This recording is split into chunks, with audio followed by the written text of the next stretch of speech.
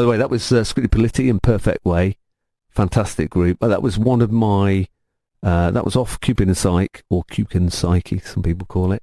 And that album was with me all the time in the car when I was learning to drive. That with, I think, Nick Haywood's North of a Miracle, and the other one was ABC's Let's Go Love. So very 80s albums that I had. I was 17, 1987, so that's understandable. And he doesn't play in concert very often. I think I have seen him once in this like real dive in Hackney about 6 or 7 years ago, before we had COVID and closed down and everything. And the reason that is because Green, the guy who is basically Scritti Politti and incredibly talented, I'll tell you something about how talented he is in a minute. He gets anxiety when he plays in front of a live audience. So I don't know why he decided to do this, but I was lucky enough to go with my mate Simon. We were there, and literally, I think it was probably, you could get a max of 100 in this little room. And he had his, a fairly basic band there, but enough to make a really good sound.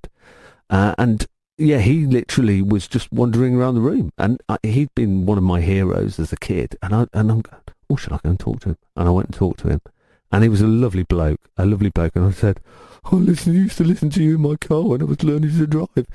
And I think he was just very polite, and he said, oh, that's a really nice thing to say. Thank you very much. But I got to talk to him, and I love his music. And the reason I say he was a genius was Heaven 17, remember Heaven 17? Two guys in Heaven 17. One of them is Martin Ware. But those two guys were working with Green Gartside for a period of time. And they were asked, actually, who they'd worked with that they thought was a genius. And they said, oh, it's Green Gartside. I think he's apparently he's a whiz with music, generally producing music. And this is coming from Martin Ware, by the way, who produced Terence Trent D'Arby's first album, which was absolutely massive. It was the Introducing the Hardline, and that was according to Terence Trent D'Arby.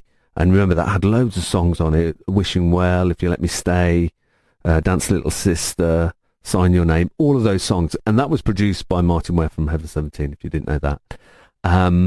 So for him to say that Green Gartside is a genius is very big praise indeed.